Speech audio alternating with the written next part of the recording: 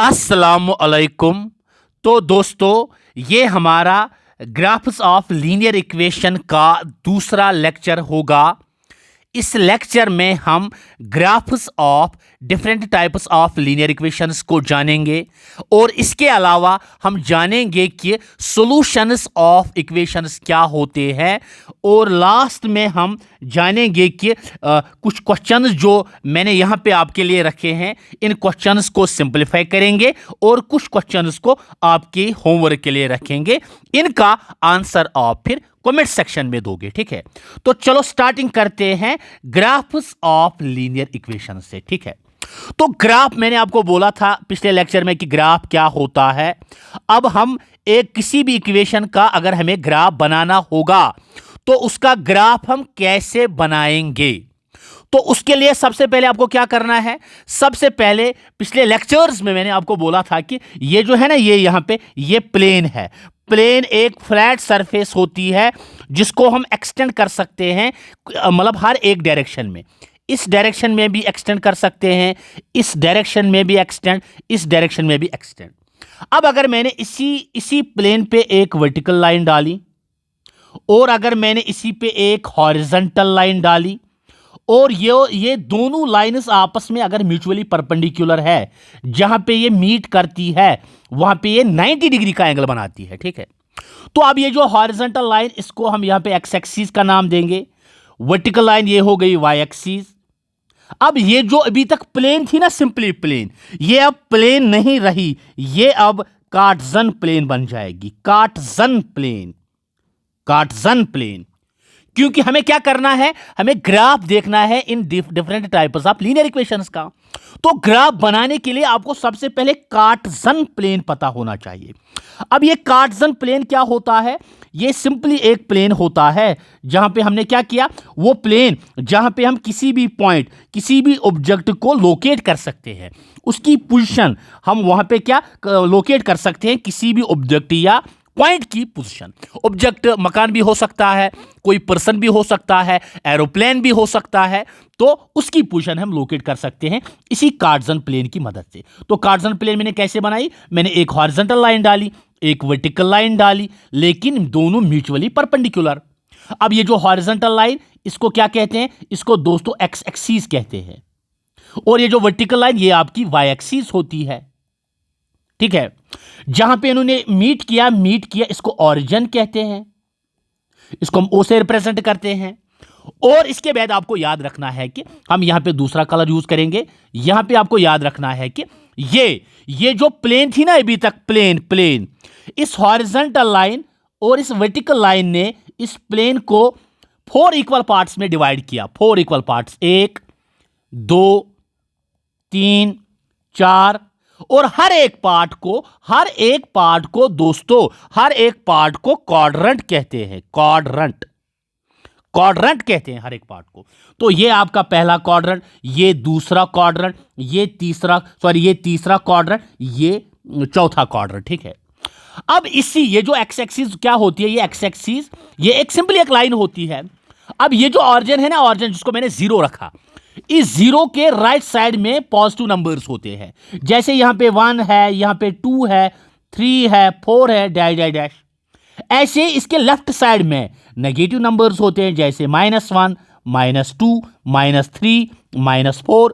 ऐसे ही अगर मैंने इस ऑरिजिन को रखा, इसके ऊपर ये भी पॉजिटिव नंबर्स होते हैं, 1 2 3 4 डैश डैश डैश। और इसके नीचे ये नेगेटिव नंबर्स, -1 -2 -3 -4, ठीक है। अब इन्हीं की मदद से मैं किसी भी पॉइंट की, किसी भी ऑब्जेक्ट की पोजीशन लोकेट कर सकता हूं। देखो कैसे, मैं आपको बताऊंगा। सपोज अगर मेरा कोई फ्रेंड है, मुझे किसी फ्रेंड के पास जाना है। सपोज उसने मुझे बोला कि मैं कहां, सपोज मैं उसके फ्रेंड के पास गया, उसने बोला मुझे कि आप यहां पे उतरो। तो यहां पे मैं उतरा, जो मैंने ऑरिजिन रखा।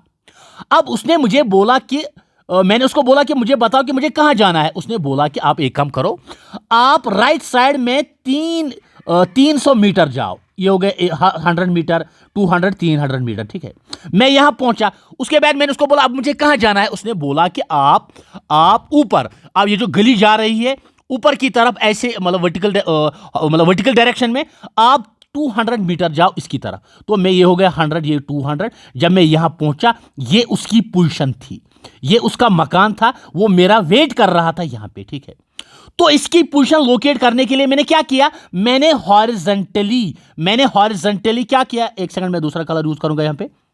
मैंने हॉरिजॉन्टली 300 मीटर्स किए और मैंने वर्टिकली कितने 200 मीटर्स किए, क्योंकि ये यहां पे क्योंकि रेक्टेंगल बनता है, ये इसके बराबर है। तो ये 300 मीटर्स और ये 200 मीटर्स मैंने कवर किए इसकी पोजीशन लोकेट करने के लिए। तो मैंने पहले 300 मीटर्स कवर किए, फिर 200 मीटर्स कवर किए। अब यही ये जो मेरा फ्रेंड है, इसकी लोकेशन मैंने लोकेट की, ठीक है। अब यही जो है, ये जो पहला है ना इसका, ये 300, इसको दोस्तों कहते हैं एक्स कोऑर्डिनेट, ये और ये जो वर्टिकल डिस्टेंस होती है ना, ये वर्टिकल डिस्टेंस, इसको दोस्तों वाई कोऑर्डिनेट कहते हैं। इसी पॉइंट का, इसी ऑब्जेक्ट का, इसी एड्रेस का, इसी रेफरेंस का, ठीक है। तो इसका मतलब होगा कि कोई भी ऑब्जेक्ट अगर होगा, कोई भी पॉइंट अगर होगा, उसके दो कोऑर्डिनेट्स होंगे पहले ही, एक तो एक्स कोऑर्डिनेट होगा, दूसरा वाई कोऑर्डिनेट होगा।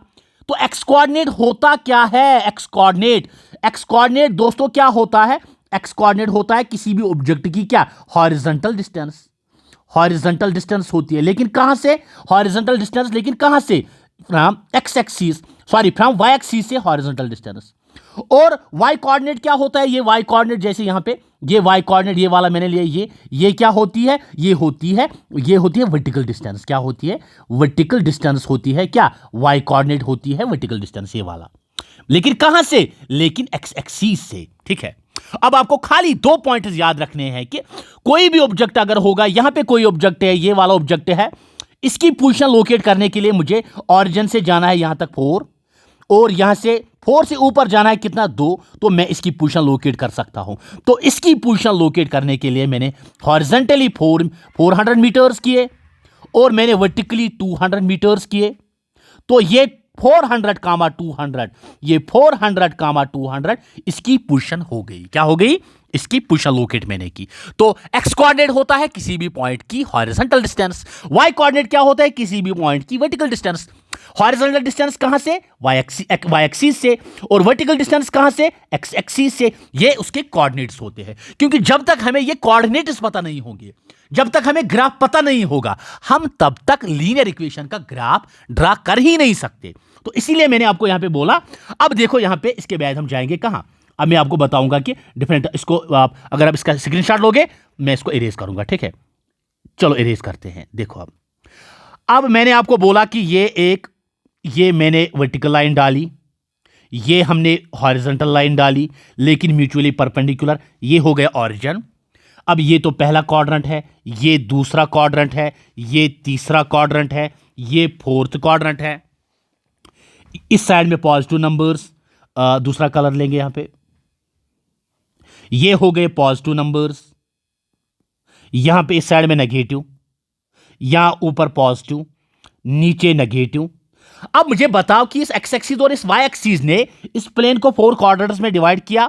तो मैं इन क्वाड्रेंट्स को एक एक करके लूंगा। यहां पे ये पहला क्वाड्रेंट, ठीक है। इसमें अगर हम देखेंगे, ये एक्स एक्सिस भी पॉजिटिव है, ये वाई एक्सिस भी पॉजिटिव है पहले क्वाड्रेंट में। तो पहले क्वाड्रेंट में साइन क्या आएगी, अगर कोई भी पॉइंट, कोई भी ऑब्जेक्ट पहले क्वाड्रेंट में होगा, तो उसके जो कोऑर्डिनेट्स होंगे, उन कोऑर्डिनेट्स की साइन होगी प्लस कामा प्लस, ठीक है। क्योंकि पहला क्वाड्रेंट, उसमें एक्स एक्सिस भी पॉजिटिव होता है, वाई एक्सिस भी पॉजिटिव, मींस पॉजिटिव कामा पॉजिटिव, ठीक है। अब अगर मैंने दूसरा क्वाड्रेंट लिया, दूसरे क्वाड्रेंट में ये जो एक्स एक्सिस है ये तो नेगेटिव है, और ये जो वाई एक्सिस है ये तो पॉजिटिव है, मींस कि दूसरे क्वाड्रेंट में एक्स एक्सिस नेगेटिव और वाई एक्सिस पॉजिटिव। मींस कि अगर कोई क्वाड्रेंट, कोई ऑब्जेक्ट अगर दूसरे क्वाड्रेंट में लाई करेगा, तो उसके जो कोऑर्डिनेट्स होंगे वो होंगे नेगेटिव कामा पॉजिटिव। अगर मैं यहां पे एग्जांपल दूंगा आपको, कोई पॉइंट है P, इसके कोऑर्डिनेट्स है -2, 3। आप मुझे बताओ ये किस क्वाड्रेंट में लाई करेगा। तो एज पर साइनस यहां पे माइनस है, फिर उसके बाद प्लस है, ये तो आपका पहले क्वाड्रेंट में लाई करेगा। ऐसे ही अगर मैंने आपको बोला कि कोई क्यों पॉइंट है, उसके कोऑर्डिनेट्स है 4, 3, मुझे बताओ ये किस क्वाड्रेंट में लाई करेगा। तो as per sign of coordinates इसकी पॉजिटिव है, इसकी पॉजिटिव है, तो ये पहले क्वाड्रेंट में लाई करेगा। ठीक है, अब इसके बाद हम जाएंगे थर्ड क्वाड्रेंट की तरफ। तो थर्ड क्वाड्रेंट में जो एक्स एक्सिस है ये तो आपका पॉजिटिव है, और ये जो वाई एक्सिस है ये तो आपका नेगेटिव है। सॉरी, ये जो एक्स एक्सिस है ये आपका नेगेटिव है, और ये जो वाई एक्सिस है ये भी आपका नेगेटिव है। तो इट मीन्स दैट कि थर्ड क्वाड्रेंट में जो भी पॉइंट लोकेट होगा उसके कोऑर्डिनेट्स होंगे नेगेटिव कामा नेगेटिव। क्या? नेगेटिव कामा नेगेटिव। तो इससे ही रिलेटेड क्वेश्चन यहां पे, अगर ए पॉइंट आपका है इसके कोऑर्डिनेट्स है -3 कामा -4, तो ये मुझे बताओ कि ये किस क्वाड्रेंट में लाई करेगा? ये आपका थर्ड क्वाड्रेंट में लाई करेगा, क्योंकि इसकी साइंस क्या है? नेगेटिव कामा नेगेटिव। ओके, अब इसके बाद फोर्थ क्वाड्रेंट में क्या होता है? फोर्थ क्वाड्रेंट में दोस्तों, फोर्थ क्वाड्रेंट में जो एक्स एक्सिस होता है ये एक्स एक्सिस पॉजिटिव होती है, और ये जो वाई एक्सिस ये नेगेटिव होती है। मीन्स कि अगर कोई पॉइंट इस फोर्थ क्वाड्रेंट में लाई करता है तो उसके कोऑर्डिनेट्स होते हैं दोस्तों पॉजिटिव कामा नेगेटिव। तो एग्जांपल लेंगे, पी पॉइंट कोई है, इसके कोऑर्डिनेट्स है 3 कामा -2, मीन्स कि ये आपका कहां पे लाई करता है? फोर्थ क्वाड्रेंट में। ठीक है, अब ये तो हो गया क्वाड्रेंट का मसला। आप इजीली निकाल सकते हो कि अगर ये पॉइंट है ये किस क्वाड्रेंट में लाई करता है, साइन से ही आप इसको निकाल सकते हो। लेकिन अब बहुत ही इंपॉर्टेंट कंसेप्ट यहां पे, अब मैं आपसे एक क्वेश्चन पूछूंगा कि मुझे बताओ, आप इसका स्क्रीनशॉट लो, मैं इसको इरेज करूंगा। ठीक है, तो चलो देखते हैं। अब अगर मैंने यहां पे कार्टेशियन प्लेन ली, ऐसे मैंने बनाई, ऐसे मैंने बनाई, ये तो ओरिजिन हो गया। अब ये यहां पे पॉजिटिव नंबर्स हो गए, ये 1 2 3, यहां पे -1 -2 -3, और यहां पे +1 +2 +3, यहां पे -1 -2 -3। अब अगर मैं आपसे पूछूंगा कि ए पॉइंट तो है दोस्तों, लेकिन इसके कोऑर्डिनेट्स है 4 कामा 0, मुझे बताओ ये कहां पे लाई करेगा? अब आप बोलोगे सर ये तो पॉजिटिव कामा पॉजिटिव है, पहला क्वाड्रेंट। अरे दोस्तों, इसके लिए आपको और एक कंसेप्ट याद रखना है। जब किसी भी पॉइंट के कोऑर्डिनेट्स समथिंग कामा 0 होंगे, इट मीन्स दैट कि वो कहां पे लाई करता है? वो लाई करता है एक्स एक्सिस पे, पॉजिटिव एक्स एक्सिस पे, क्योंकि इसके कोऑर्डिनेट्स है, इसका जो एक्स कोऑर्डिनेट है वो हॉरिजॉन्टल डिस्टेंस 4 है, लेकिन वर्टिकल डिस्टेंस कुछ भी नहीं। कि अगर हम इसको लोकेट करेंगे यहां पे, जरा देखते हैं, तो इसका एक्स कोऑर्डिनेट क्या है? 4, मीन्स कि हमें हॉरिजॉन्टली 4 स्टेप जाना है, 1 2 3 4। अब वर्टिकली कितना जाना है? वर्टिकली 0, ऊपर नीचे कुछ भी नहीं। मतलब कि यही वो पॉइंट होगा जो कि ए आपका है 4 कामा 0। मीन्स कि किसी भी पॉइंट का अगर एक्स कोऑर्डिनेट कुछ होगा, वाई कोऑर्डिनेट 0 होगा, वो आपका एक्स एक्सिस पे लाई करता है। कहां पे? अब अगर ऐसा कोई पॉइंट होगा जिसके कोऑर्डिनेट्स हो गए -3 कामा 0, टेंशन लेने की कोई जरूरत नहीं है। -3 कामा 0, यहां से आपको स्टार्टिंग करनी है, आपको जाना है लेफ्ट साइड में 3 कदम, 1 2 3, तो यहां पे और वर्टिकल कुछ भी नहीं, तो ये आपका पॉइंट होगा P। उसके कोऑर्डिनेट -3 कामा 0, मीन्स कि समथिंग कामा 0, एक्स कोऑर्डिनेट कुछ ना कुछ, वाई कोऑर्डिनेट कुछ भी नहीं, तो ये यहां पे लाई करेगा। ठीक है, तो एक्स एक्सिस पे लाई करता है। अब यहां पे आपने कंसेप्ट कौन सा सीखा? कोई भी पॉइंट जिसका एक्स कोऑर्डिनेट कुछ होगा, वाई कोऑर्डिनेट 0, वो तो एक्स एक्सिस पे लाई करेगा। अगर एक्स कोऑर्डिनेट पॉजिटिव होगा, वाई कोऑर्डिनेट 0, तो पॉजिटिव एक्स एक्सिस। अगर x coordinate negative, y coordinate 0, तो नेगेटिव एक्स एक्सिस। ऐसे ही अगर आपका ऐसा कोई पॉइंट होगा B जिसके कोऑर्डिनेट 0 कामा 3, अब ये कहां पे लाई करेगा? क्योंकि इसकी हॉरिजॉन्टल डिस्टेंस जो है वो तो 0 के बराबर है, वर्टिकल डिस्टेंस 3 है, तो हॉरिजॉन्टली यहां से स्टार्टिंग करते हैं, तो हॉरिजॉन्टली कुछ भी नहीं क्योंकि 0 है, वर्टिकली मीन्स ऊपर जाना है हमें कितने कदम? 1 2 3, तो ये इसकी पोजीशन होगी B की। Means coordinates horizontal distance 0, vertical distance 3, तो इट मीन्स दैट कि कोई भी पॉइंट जिसका एक्स कोऑर्डिनेट कुछ भी नहीं होगा, वाई कोऑर्डिनेट 0 होगा, वो आपका कहां पे? वाई एक्सिस पे लाई करता है।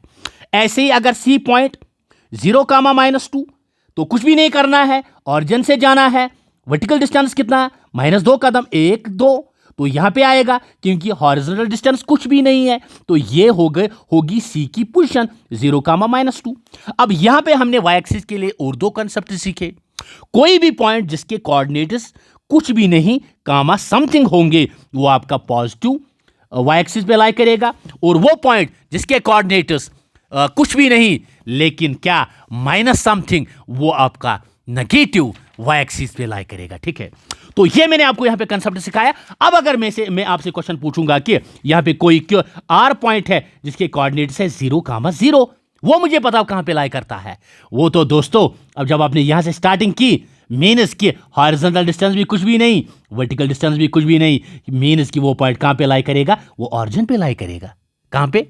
सपोज मुझे आपके घर जाना है, मैंने आपको फोन किया, मुझे कहां पे पहुंचना है, आपने बोला यहां पे उतरो। जब मैं उतरा, मैंने बोला मुझे हॉरिजॉन्टली जाना है वर्टिकली, आपने बोला मैं तो यहां पे ही हूं, ना वर्टिकल डिस्टेंस कुछ ना हॉरिजॉन्टल डिस्टेंस कुछ, वही पोजीशन मीन्स की ऑरिजिन मीन्स की horizontal distance 0, vertical distance 0, x coordinate 0, y coordinate 0 means की ऑरिजिन।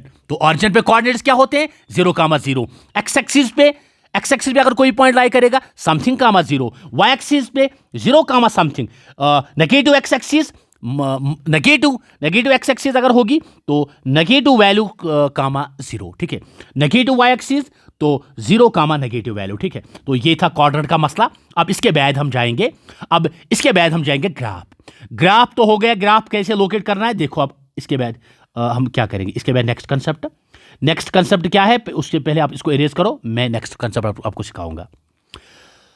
ये हो गया, ये मैंने आपको दिखाया कि कोऑर्डिनेट्स क्या होते हैं, अगर पॉइंट होगा तो उसके एक्स कोऑर्डिनेट क्या होगा, वाई कोऑर्डिनेट क्या होगा।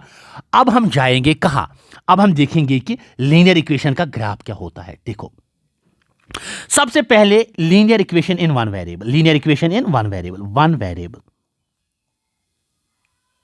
वेरिएबल, ठीक है। उसके बाद 2 वेरिएबल। मैंने आपको बोला था कि जो linear equation in one variable की जर्नल फॉर्म क्या है, ax + b = 0। अगर हम x का वैल्यू निकालेंगे, x का वैल्यू तो ax क्या निकलेगा, इस b को मैं ट्रांसपोज करूंगा, ये निकलेगा -b, x का वैल्यू निकलेगा -b/a। तो ये जो x का वैल्यू निकला ना आपका -b/a, मुझे बताओ ये किसका वैल्यू है? ये तो x का वैल्यू है।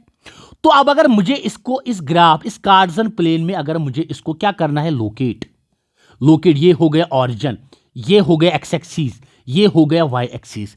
मुझे बताओ x कोऑर्डिनेट कुछ, y कोऑर्डिनेट कुछ भी नहीं, तो ये एक ऐसा पॉइंट होगा जिसका x कोऑर्डिनेट -b/a होगा और y कोऑर्डिनेट 0 होगा। अब मुझे बताओ ये ग्राफ पे क्या रिप्रेजेंट करेगा, ये ये जो a है ना, ये रिप्रेजेंट करेगा एक वो पॉइंट जो आपका कहां पे लाई करता है, जो आपका नेगेटिव एक्स एक्सिस पे लाई करता है। ये इस साइड में होगा, सपोज यहां पे ये a पॉइंट होगा जिसका x कोऑर्डिनेट होगा -b/a और y कोऑर्डिनेट होगा 0, क्योंकि इसका x का वैल्यू है, y का वैल्यू हमें वहां पे गिवन नहीं है, तो मीन्स कि y 0 के बराबर है, तो ये यहां पे एक पॉइंट करेगा रिप्रेजेंट। तो linear equation in one variable का जो ग्राफ होता है, हमने यहां पे देखा इसका ग्राफ होता है एक पॉइंट, सिंपली पॉइंट। मैंने बोला कि ऑब्जेक्ट भी हो सकता है, एक ट्री भी हो सकता है, एरोप्लेन भी रिप्रेजेंट करता है। तो सिंपली आपको याद क्या रखना है, linear equation in one variable का जो ग्राफ होता है वो सिंपली एक पॉइंट होता है, वो पॉइंट जो एक्स एक्सिस पे लाई करता है, एक्स एक्सिस। लेकिन यहां पे एक्स एक्सिस, इसका एक्स कोऑर्डिनेट क्या है, नेगेटिव, मींस ये नेगेटिव एक्स एक्सिस पे लाई करेगा। सिंपली आपको याद रखना है, अगर आपको क्वेश्चन आएगा linear equation in one variable का जो ग्राफ, यहां पे अगर मैं एग्जांपल दूंगा, अगर आपके पास x + 4 = 0 है, तो मुझे बताओ इसके कितने सॉल्यूशंस है। सॉल्यूशन क्या होता है, सॉल्यूशन भी मैं यहां पे बताऊंगा आपको। सॉल्यूशन होता है जो एक इक्वेशन को सेटिस्फाई करे, कोई रियल नंबर जो एक इक्वेशन को सेटिस्फाई करता है, वो फिर उस इक्वेशन का क्या बनता है, सॉल्यूशन बनता है। जैसे x + 4 = 0, अगर आपको गिवन होगा कि हमें बताओ क्या ये सॉल्यूशन, क्या अगर a पॉइंट है, इसके सॉल्यूशन है -0, तो हमें बताओ क्या -4, क्या ये इसका सॉल्यूशन है। तो अगर हम इस इक्वेशन में x की जगह पे इस -4 को देंगे, तो इसमें मैंने x की जगह पे -4 डाला, फिर +4 है = 0, तो -4 + 4 0 = 0। इसने इसको सेटिस्फाई किया, मीन इसकी left hand side right hand side के बराबर निकला कि ये इसका सॉल्यूशन है, ये a -4, 0 इसका सॉल्यूशन है, क्योंकि इसका जो दूसरा वेरिएबल है y वो प्रेजेंट नहीं है, वो कोएफिशिएंट ने उसको एब्जॉर्ब किया है, तो ये इसका सॉल्यूशन बनेगा। -4 कामा 0। तो सोल्यूशन ऑफ एन इक्वेशन आपको याद क्या रखना है, सोल्यूशन एक ऐसा रियल नंबर होता है जो एक इक्वेशन को सेटिस्फाई करता है। क्या करता है? सेटिस्फाई। मीन्स कि जब हम उस वेरिएबल की जगह पे उस वैल्यू को लेते हैं, उस वैल्यू को देते हैं, तो वहां पे लेफ्ट हैंड साइड अगर राइट हैंड साइड के बराबर निकला, वो फिर उसका सोल्यूशन बनता है। ठीक है, तो ये हो गया सोल्यूशन। अब linear equation in one variable का सोल्यूशन हमने देखा, एक पॉइंट होता है। ठीक है, अब अगर हमें देखना होगा कि linear equation in two variable का ग्राफ क्या होता है, ग्राफ क्या होता है लीनियर इक्वेशन टू वेरिएबल का। आप इसको इरेज करो, हम लीनियर इक्वेशन टू वेरिएबल का ग्राफ देखेंगे। ठीक है, चलो इसको मैं इरेज करता हूं। चलो देखते हैं क्या होता है। यहां पे देखो, अब linear equation in two variable जो है, linear equation in two variable, इसका ग्राफ अगर हम देखेंगे, इसकी जनरल फॉर्म मैंने आपको बोला था, ax plus b y plus c is equal to 0 है। कल मैंने आपको बोला था a रियल होता है, b भी रियल, c भी रियल, x का पावर 1 y का पावर 1, इसलिए ये linear equation in one variable है। अब इसका ग्राफ अगर हमें देखना होगा कि इसका ग्राफ क्या है, इसके लिए मैं एक एग्जांपल लूंगा यहां पे x plus y is equal to, या मैं लूंगा यहां पे suppose plus 3 is equal to 0। अब इसका ग्राफ क्या होगा, देखो इसका ग्राफ क्या होगा। इसका ग्राफ बनाने के लिए आपको सबसे पहले इसमें से एक वेरिएबल को डिपेंडेंट बनाना है, दूसरे वेरिएबल को इंडिपेंडेंट बनाना है। देखो, अगर मैंने यहां पे y को यहां पे रखा, इस 3 को मैंने ट्रांसपोज किया, इस 3 को, ये यहां पे -3 बनेगा, ये x इसको ट्रांसपोज किया, ये बनेगा -x, इस 3 को ट्रांसपोज किया, ये बनेगा यहां पे -3। मैंने सिंपली क्या, कौन सी सिंपलीफिकेशन यहां पे की, मैंने x को इसी साइड में रखा, y को इसी साइड में रखा, इस x को भी ट्रांसपोज किया, इस 3 को भी ट्रांसपोज किया, तो y बन गया आपका -x -3। क्योंकि मुझे ग्राफ बनाना है इसका, मुझे देखना है कि इसका ग्राफ क्या होगा कार्टेशियन प्लेन में। अब अगर हम देखेंगे इसमें ये जो है ना, ये x बन जाएगा, x तो बन गया आपका इंडिपेंडेंट वेरिएबल, ये जो x है ये बन जाएगा आपका इनडिपेंडेंट वेरिएबल, ये जो y है ये बन जाएगा आपका डिपेंडेंट वेरिएबल। इंडिपेंडेंट मीन्स कि इसको हम कोई भी रैंडम वैल्यू दे सकते हैं। जब हम इसको कोई भी रैंडम वैल्यू दे सकते हैं तो इसमें कॉरस्पॉन्डिंग चेंज आएगी y में। देखो कैसे, अब अगर मैंने इसको फर्स्ट इक्वेशन रखा, तो अगर मैंने x का वैल्यू लिया यहां पे, क्या मैंने x को दिया यहां पे, क्या मैंने x दिया यहां पे 0, क्या दिया 0, तो y का वैल्यू क्या निकलेगा, y का वैल्यू निकलेगा -x की जगह पे 0 -3, तो y का वैल्यू निकलेगा -0 -3, वो तो आपका -3 के बराबर निकलेगा। ठीक, तो जब मैंने x को 0 दिया, y आपका -3 निकला। अब अगर मैंने यहां पे हम जाएंगे ऐसे, अब अगर मैंने y का वैल्यू क्या दिया, अगर मैंने y को क्या दिया, y मैंने दिया अब -1, y मैंने दिया सपोज +1 दिया कि नहीं, तो लेकिन किस इक्वेशन में, फर्स्ट इक्वेशन में, तो x को अगर मैंने दिया, सॉरी, अगर x मैंने दिया 1, तो y आपका निकलेगा x की जगह पे अपनी जगह पे x की जगह पे 1, और यहां पे -3 है, तो y आपका निकलेगा -4। ठीक है, ये दूसरा वैल्यू निकला। तो अब अगर मैं इन ही वैल्यूज को मैं यहां पे एक टेबल बनाऊंगा, इसमें मैं इन वैल्यू को रखूंगा। तो यहां पे मैंने क्या किया, यहां पे मैंने x का वैल्यू रखा, ये मैंने y रखा, तो ये हो गया पॉइंट। ठीक है, तो जब मैंने x को 0 दिया, y आपका -3 निकला, जब मैंने x को 1 दिया, y आपका -4 निकला। तो ये 0, -3 कोई पॉइंट होगा तो मैंने उसको a पॉइंट रखा, ये 1, -4 किसी पॉइंट से कोऑर्डिनेट्स होंगे, वो मैंने b रखा। अब मुझे इसको कार्टेशियन प्लेन में क्या, इसको लोकेट करना है, उसके लिए हम एक दूसरा कलर यूज करेंगे। तो ये मैंने यहां पे कार्टेशियन प्लेन बनाई ऐसे, ये हो गया ऑरिजिन, यहां पे मैं 1 रखूंगा, ये 2, ये 3, ये 4, ये 5, इस साइड में -1 -2 -3 -4, यहां पे 1 2 3, इस साइड में -1, ये -2, ये -3, और ये हो गया -4। अब मुझे इस ए पॉइंट को लोकेट करना है, जैसे मैंने भी आपको बताया कि ए पॉइंट लोकेट करने के लिए इसके कोऑर्डिनेट्स क्या है, 0, -3, 0, -3, 0, -3 मीन्स कि मुझे हॉरिजॉन्टली जाना है 0 स्टेप, वर्टिकली जाना है मुझे -3 स्टेप्स। तो यहां से मैं ऑरिजिन से स्टार्ट करूंगा, तो ऑरिजिन से जब मैंने स्टार्ट किया तो मुझे कहां जाना है, मुझे हॉरिजॉन्टली क्या जाना है, हॉरिजॉन्टली मुझे कुछ भी नहीं जाना है क्योंकि हॉरिजॉन्टल डिस्टेंस 0 है, और वर्टिकली मुझे -3 स्टेप जाना है, तो -3 स्टेप 1 2 3, ये हो गए -3 स्टेप्स। तो ये होगी पोजीशन किसकी, ये आपका ए पॉइंट होगा जिसके कोऑर्डिनेट्स है 0, -3। ठीक है, अब इसके बाद जाएंगे इस बी पॉइंट की तरफ, इसको लोकेट करेंगे। ए तो मैंने यहां पे लोकेट किया। अब बी तक जाने के लिए मुझे हॉरिजॉन्टली 1 स्टेप जाना है और वर्टिकली -4 स्टेप। अब हॉरिजॉन्टली कितना जाना है मुझे, 1 स्टेप। तो ये हो गए, ऑरिजिन से मैं स्टार्ट करूंगा तो हॉरिजॉन्टली 1 स्टेप, लेकिन राइट साइड में क्योंकि पॉजिटिव है, और वर्टिकली मुझे यहां पे मैं पहुंचा। अब मुझे वर्टिकली जाना है -4 स्टेप्स। मैं वर्टिकली -4 स्टेप्स हो गए, देखो यहां से स्टार्टिंग, ये हो गए 1 स्टेप, ये दूसरा, ये तीसरा, ये चौथा। तो यहां पे ये होगी पोजीशन किसकी, ये होगी दोस्तों पोजीशन बी की। किसकी, बी के कोऑर्डिनेट्स होंगे 1, -4। ठीक है, अब ये एक पॉइंट है, ये दूसरा पॉइंट है। जब मैं इन दो पॉइंट्स को ज्वाइन करूंगा तो यहां पे दोस्तों आपकी एक स्ट्रेट लाइन बनेगी। तो इट मींस दैट कि यहां से जब हमने इसका ग्राफ बनाया, इस ग्राफ से हमें यह पता चला कि linear equation in two variable जो होती है उसका ग्राफ स्ट्रेट लाइन होती है, क्योंकि मैंने यहां पे 2 पॉइंट्स लोकेट किए। 2 पॉइंट्स ही सफिशिएंट होते हैं एक लाइन को ड्रा करने के लिए। मैंने आपको पिछले लेक्चर्स में बताया, अगर एक पॉइंट आपका यहां होगा, दूसरा ये, आप इनके थ्रू एक लाइन ड्रा कर सकते हो। लेकिन आपको याद रखना है कि ये पॉइंट खाली इन ही 2 पॉइंट्स की बनी हुई नहीं होती है, लाइन तो इनफाइनाइट पॉइंट्स की बनी हुई होती है। लेकिन याद रखना, ये 2 पॉइंट्स भी इसी लाइन पे लाई करते हैं, और ये ही दोनों पॉइंट्स इस लाइन के सॉल्यूशन कहलाते हैं। क्योंकि सॉल्यूशन रियल में क्या होता है, सॉल्यूशन रियल में ग्राफ में एक पॉइंट होता है।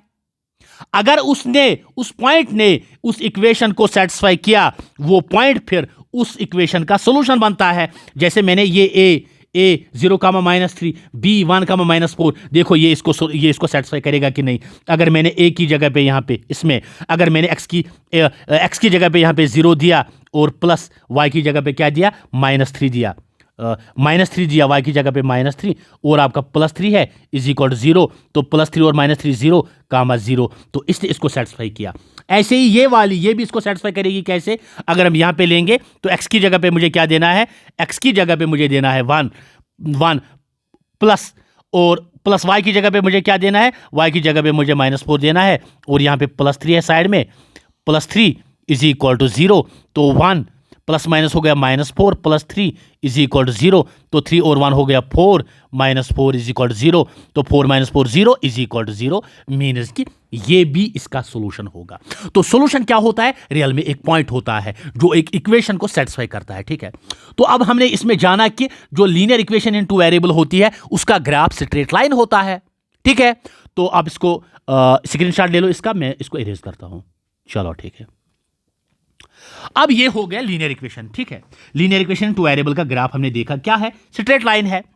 अब इसके बाद अगर आपके पास पेयर ऑफ लीनियर इक्वेशंस होगी, पेयर ऑफ लीनियर इक्वेशंस होंगी, पेयर ऑफ लीनियर इक्वेशंस अगर आपके सामने होगी, मींस 2, लेकिन कितने, इन 2 वेरिएबल्स, इन 2 वेरिएबल्स। ठीक है, अगर मैं यहां पे लूंगा एक, मैंने x + y is equal to 4 ली, दूसरी x - y is equal to 3 ली। ठीक है, ये याद रखना कि इन दोनों की जो जर्नल फॉर्म है, इसकी जर्नल फॉर्म है a1x + b1y + c1 is equal to 0, इसकी a2x + b2y + c2 is equal to 0।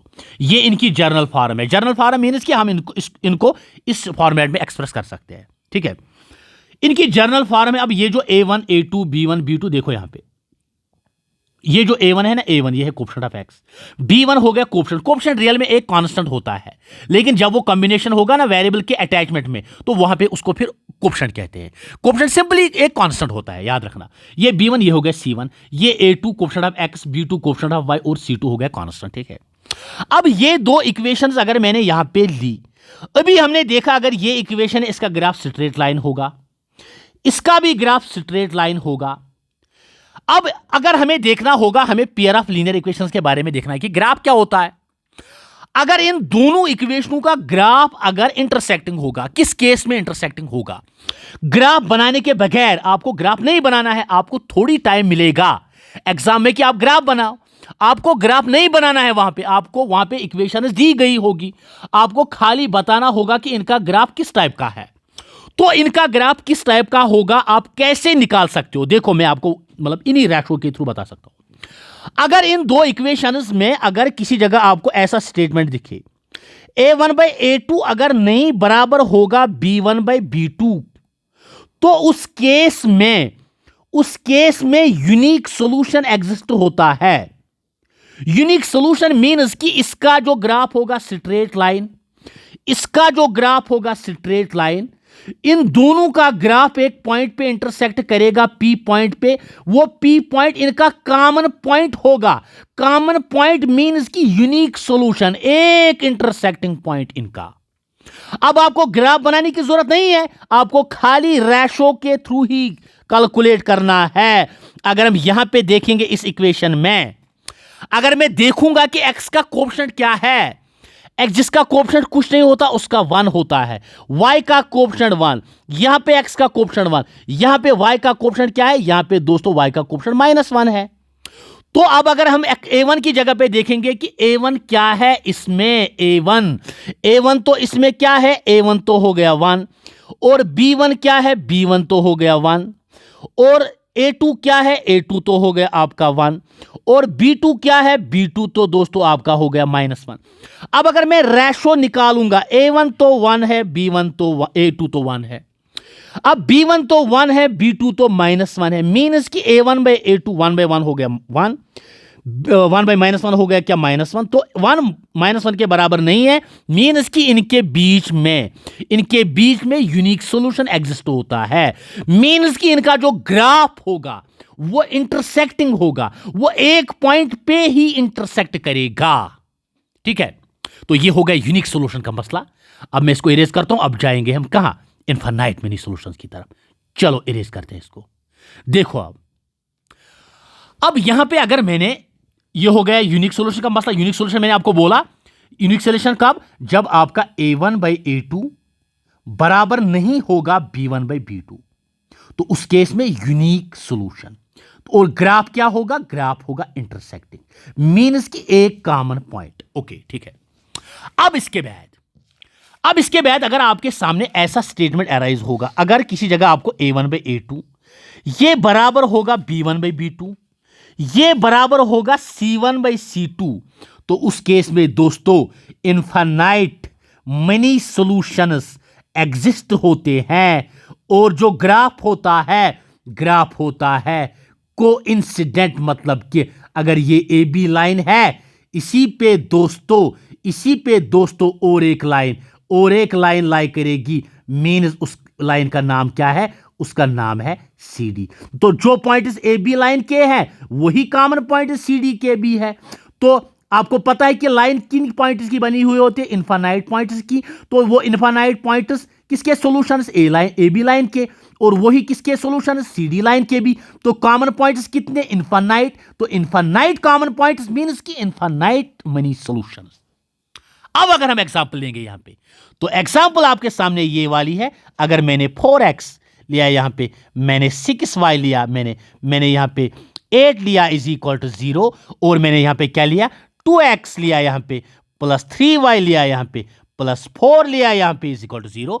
तो अगर हम इसमें देखेंगे दोस्तों, इसमें अगर हम देखेंगे a1 की जगह पे तो आपका 4 है, और b1 की जगह पे तो आपका 6 है, और दोस्तों c1 की जगह पे तो आपका 8 है, और a2 की जगह पे तो आपका 2 है, और b2 की जगह पे तो आपका 3 है, और c2 की जगह पे तो आपका 4 है। तो a1/a2 means 4/2 is equal to b1/b2 6/3 is equal to c1/c2 means 8/4। तो 2 1s are 2 2s are 3 1s are 3 2s are 4 1s are 4 2s are। तो ये 2/1 is equal to 2/1 is equal to 2/1, means कि इन दो इक्वेशनों का जो ग्राफ होगा वो क्या होगा, वो होगा कोइंसिडेंट होगा इनका ग्राफ, मीन्स कि इनका ग्राफ कोइंसाइड करेगा। और सॉल्यूशंस कितने होंगे, इनफाइनाइट सॉल्यूशंस होंगे। ठीक है, तो आपको ऐसी इक्वेशन दी गई होगी, आपको बताना होगा कि इसमें क्या यूनिक सॉल्यूशन इसमें एग्जिस्ट करता है, क्या इनफाइनाइट सॉल्यूशंस एग्जिस्ट करते हैं, क्या नो सॉल्यूशन एग्जिस्ट करता है, वो मैं अभी बताऊंगा आपको। इसका स्क्रीनशॉट ले लो, हम उठाएंगे अब नो सॉल्यूशन। ओके, चलो इरेज करते हैं। ओके दोस्तों, अब हम जाते हैं नो सॉल्यूशन की तरफ। जैसे कि आपको पता है कि हमने अभी देखा कि अगर अगर आपका ये स्टेटमेंट अराइज होगा कि a1 बाई a2 आपका बराबर नहीं होगा b1 बाई b2 के, तो उस केस में यूनिक सॉल्यूशन एग्जिस्ट होता है और ग्राफ होता है दोस्तों इंटरसेक्टिंग। और अगर a1 बाई a2 आपका बराबर होता है b1 बाई b2 और बराबर होता है c1 बाई c2, उस केस में इनफाइनाइट मेनी सॉल्यूशंस और ग्राफ होता है कोइंसिडेंट। ठीक है, अब हम जाएंगे थर्ड केस की तरफ। अगर आपका a1 बाई a2 बराबर होगा b1 बाई b2, बराबर नहीं होगा c1 बाई c2, उस केस में नो सॉल्यूशन एग्जिस्ट होता है। नो सॉल्यूशन एग्जिस्ट मीन्स कि अगर इसका ग्राफ बनाएंगे एक इक्वेशन का, जैसे मैं यहां पे बताऊंगा आपको, अगर मेरे सामने ये इक्वेशन है, अब वही इक्वेशन लेंगे, थोड़ी सी चेंज करेंगे इसको, 4x plus 6y plus 3 is equal to 0, यहां पे लेंगे 2x plus 3y plus 1 is equal to 0। तो इस केस में क्या है, अगर हम देखेंगे इस केस में जो a1 है वो 4 है, b1 आपका 6, c1 आपका 3, a2 ये, b2 ये, c2 ये। तो इस केस में अगर हम a1 बाई a2 वो तो 4 बाई 2 निकलेगा, is equal to b1 by 6 by 3 निकलेगा, लेकिन नहीं बराबर निकलेगा 3 बाई 1 के। क्यों? क्योंकि ये 2 1 जार 2 2 जार 3 1 जार 3 2 जार, तो ये आपका 2 बाई 1 निकला, ये बराबर है 2 बाई 1, ये नहीं बराबर में है 3 बाई 1। मीन्स कि इस केस में जब आप इन दो इक्वेशनों का ग्राफ बनाओगे, इन दो इक्वेशनों का, इनका जो ग्राफ होगा, एक का ग्राफ होगा आपको पता है स्ट्रेट लाइन होगा क्योंकि लीनियर इक्वेशन है, तो इसका भी ग्राफ होगा स्ट्रेट लाइन, लेकिन ये मीट नहीं करेगा। ये ग्राफ इन दोनों का आपस में पैरेलल होगा। पैरेलल मैंने आपको बोला है पिछले लेक्चर्स में, इनके बीच में परपेंडिकुलर डिस्टेंस कांस्टेंट होगी। मींस कि इनका कॉमन पॉइंट 0 होगा, इंटरसेक्टिंग पॉइंट 0। ये किसी भी पॉइंट पे मीट नहीं करेगी, क्योंकि हमने जाना कि जो पेयर ऑफ लीनियर इक्वेशंस होती है उनका जो कॉमन पॉइंट होता है वही सॉल्यूशन बनता है। लेकिन इनका कॉमन पॉइंट एक था तो यूनिक सॉल्यूशन, इनके इनफाइनाइट कॉमन पॉइंट्स थे तो इनफाइनाइट मेनी सॉल्यूशंस। इनका कॉमन पॉइंट कोई नहीं, मींस कि इनका नो सॉल्यूशन। अब अगर आपके सामने ऐसा क्वेश्चन आएगा दोस्तों, अगर आपके सामने, मैं इसको इरेज करूंगा, इसका स्क्रीनशॉट ले लो। अब अगर आपके सामने ऐसा क्वेश्चन आएगा कि हमें बताओ कि अगर ऐसी इक्वेशन है x plus y is equal to 3 और x minus y plus 4 is equal to 0, यहां पे हम प्लस 4 लेंगे, सब प्लस 3 इज इक्वल टू 0। अब हमें बताओ इन दो इक्वेशनों का कौन सा सॉल्यूशन एग्जिस्ट होगा, क्या यूनिक, क्या इनफाइनाइट, क्या नो। तो अगर हम देखेंगे यहां पे इन दोनों इक्वेशनों में, अगर हम देखेंगे इसका जो a1 कोएफिशिएंट 1 है, इसका 1 है, इसका भी 1 है, इसका -1 है।